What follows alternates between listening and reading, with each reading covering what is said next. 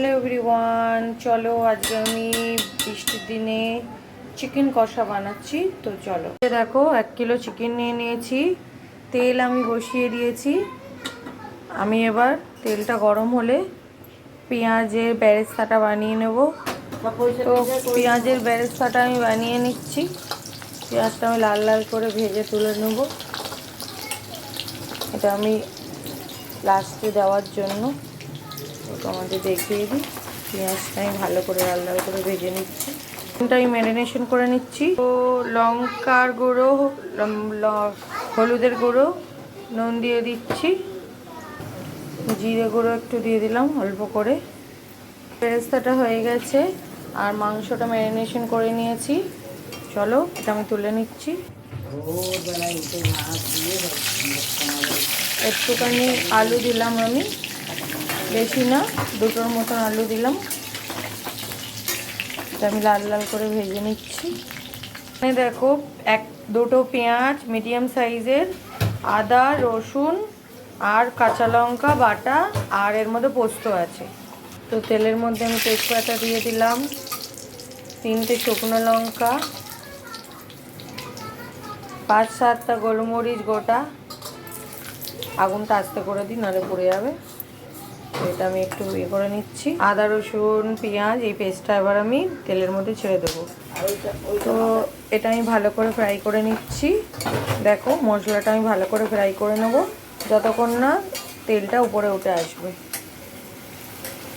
আর আমি 100 গ্রামের মতন, এই যে 100 গ্রামের মতো টক দই এনেছি। এই যে দেখো, এই টক দইটা দেবো। মশলার মধ্যে আমি জিরে গুঁড়ো দিয়ে দিচ্ছি। এবার আমি চিকেনগুলো দিয়ে ভাজতে থাকবো। একভাবে আমি সুন্দর করে ফ্রাই করে নেব। সব একসঙ্গে মশলা যাতে এর মধ্যে ঢোকে, তাই সুন্দর করে এবার ফ্রাই করতে থাকবো যতক্ষণ না মশলা ভালোভাবে ফ্রাই হয়ে যায়। তো অল্প করে চিনি দিয়ে দিচ্ছি, ধনে গুঁড়ো দিয়ে দিলাম, গোলমরিচ গুঁড়ো দিচ্ছি, কাশ্মীরি লাল লঙ্কা দিয়ে দিচ্ছি। এটা একটু লাল হবে তরকারিটা, তাই জন্য কাশ্মীরি লঙ্কা দিয়ে দিলাম। কাশ্মীরি লঙ্কা, এই ঘি দিয়ে দিলাম। তো এই যে বাড়িতে বানানো আমার গরম মশলাটা দিয়ে দিচ্ছি। এই যে দই দিয়ে দিচ্ছি। এই যে পেঁয়াজের বেরেস্তাটা এবার দিয়ে দিচ্ছি। তো আলুগুলো এবার আমি দিয়ে দিচ্ছি। অলরেডি আমার তেল উপরে উঠে এসছে, কিন্তু আমি তাও আর একটু ফ্রাই করব। তো দেখো আমার কষা চিকেন অলরেডি দেখো তেল ছেড়ে দিয়েছে, কিন্তু আমি একটু এটা কষবো একদম।